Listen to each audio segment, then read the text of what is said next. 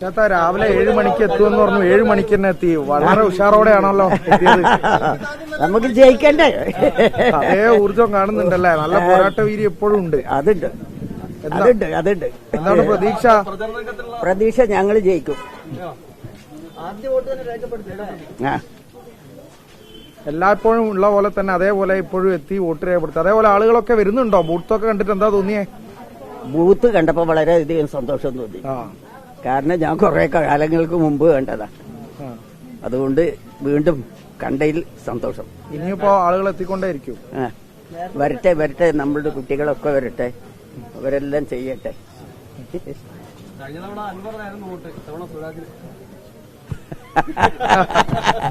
അത് നിങ്ങൾ എന്തിനാ ചോദിക്കുന്നതിനോട്? അത് ഞാൻ സ്വരാജിനെ കൊടുക്കുള്ളൂ. എന്തായാലും ഇപ്പൊ രാവിലെ തന്നെ ഈ വോട്ടർമാരൊക്കെ ആയിഷാത്ത വരുന്നത് കാത്തിരിക്കുകയായിരുന്നു. അതുകൊണ്ട് തന്നെ കുറെ ആൾക്കാർ നേരത്തെ എത്തിയിട്ടുണ്ട്. വളരെ സന്തോഷം. അതില് എന്റെ രാജ്യം എന്നെ അംഗീകരിക്കണ്ടല്ലോ അല്ലെ? എന്റെ കുട്ടികളും